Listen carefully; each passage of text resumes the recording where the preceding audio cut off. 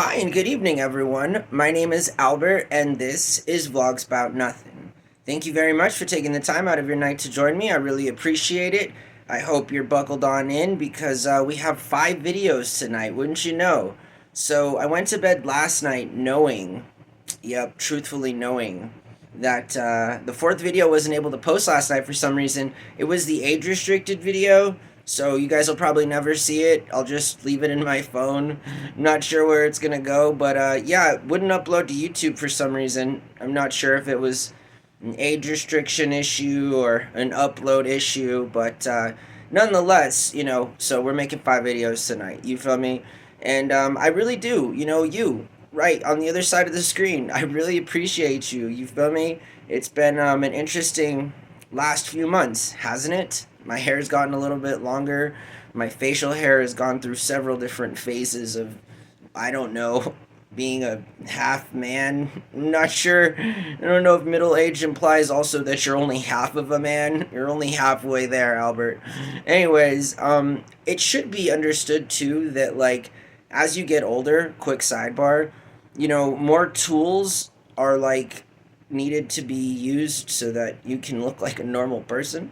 And this is in fact true because every single day almost I find new items that I guess I should have in the bathroom, but I'm not ever quite sure.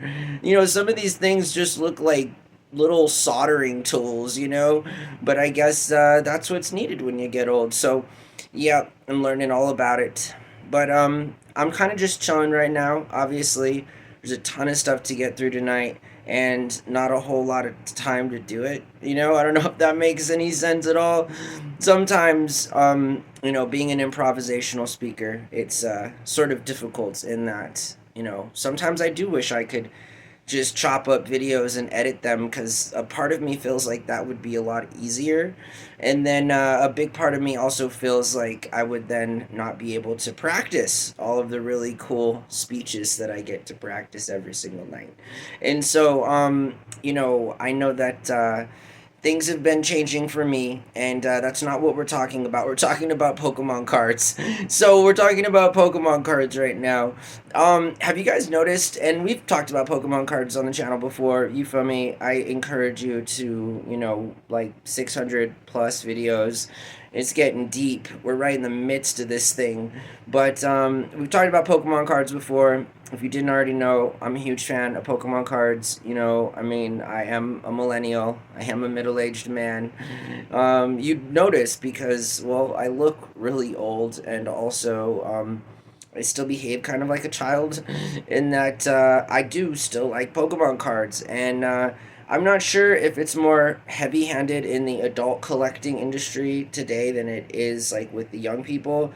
But the last few times I've sold Pokemon cards IRL, it's been to little kids and their parents. So you feel me? Like I feel like every time I have, sort of an understanding of the Pokemon market, I don't because the generations just vary so tremendously in that you have people who are 5 years old that are Pokemon fanatics, and you have people that are like 50 and are Pokemon fanatics. I mean, Pokemon has, been one of those few titles that has really transcended, kind of the generational sort of caricatures, right? In that oftentimes you also see the cult like followings of similar games or role playing games.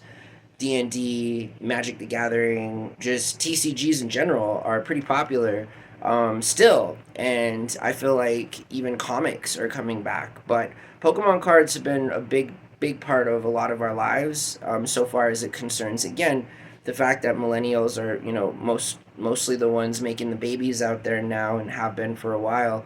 And so it's interesting to see that children, again, are vibing on whatever kind of new content they're able to consume, through their handheld consoles and online streams and so forth. But nonetheless, I mean, again, Pokemon cards are really valuable.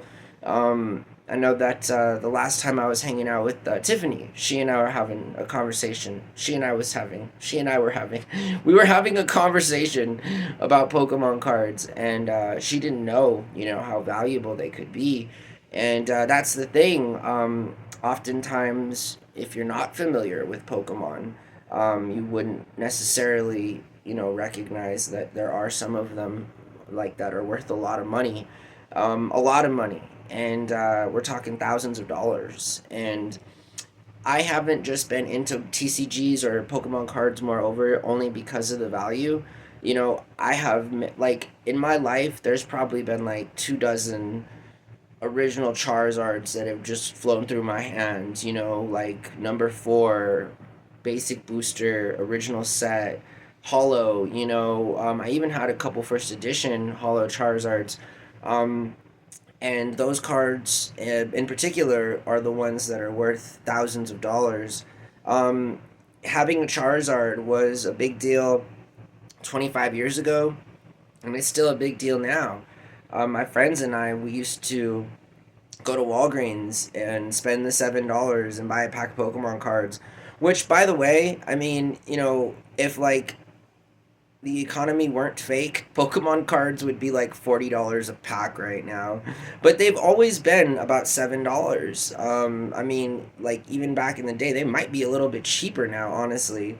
But nonetheless, I've never seen a video on Pokemon cardflation.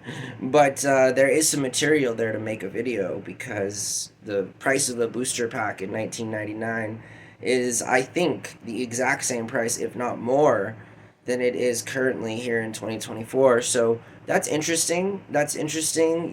We used to get our Pokemon cards from like Toys R Us and KB Toys. There used to be a lot of outlets where you could get Pokemon cards. They weren't really sold in trading card stores and different novelty shops just because it wasn't a popular thing. I mean, nowadays you get into a fad and pop up vendors pop up right away. You'll go to your mall and you'll see a bunch of Funko Pop dealers and obviously all the old school sports memorabilia people. These are common folk when you go out into the vending world.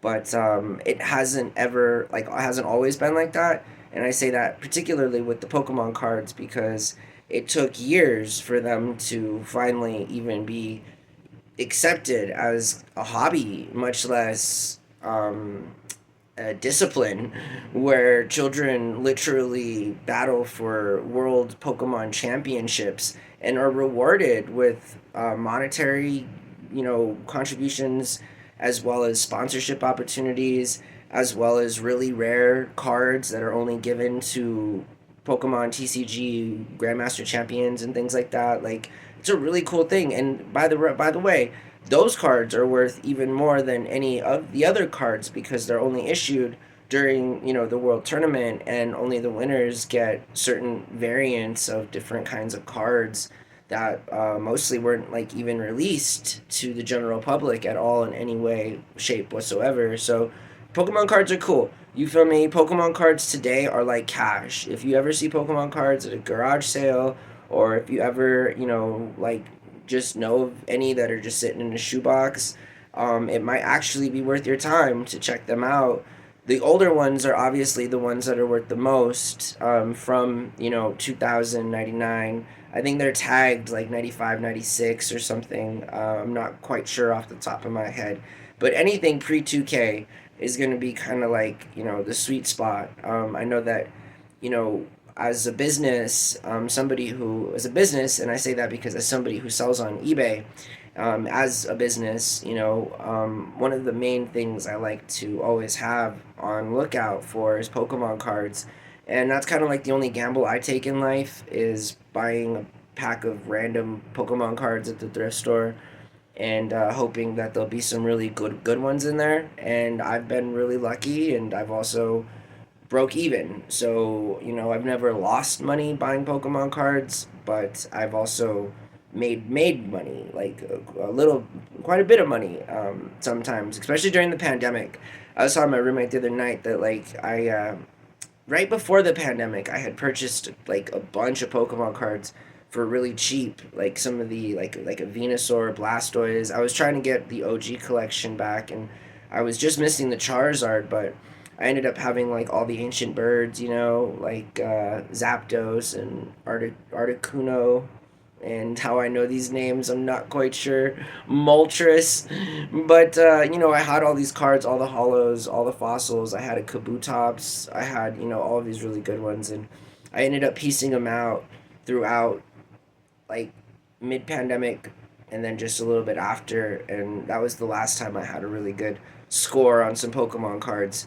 I think I paid like $100 or so for a bunch of old school, hollows, and I ended up maybe probably making, selling like for like 400 and making like $300 over the course of a few months, of course, because it didn't all happen at once. And there was some price cuts I had to take, and I remember in particular, OfferUp was killing me with people wanting to just like lower the price by like $10, and I'm like, man, I don't want to be on OfferUp anymore. But that's different material for a different video. I hope that you guys have a really good day. We got 4 more videos, so indulge me. Stay there with me. Be patient. I hope that you guys have a really good night, and I'll see you soon. Okay, bye.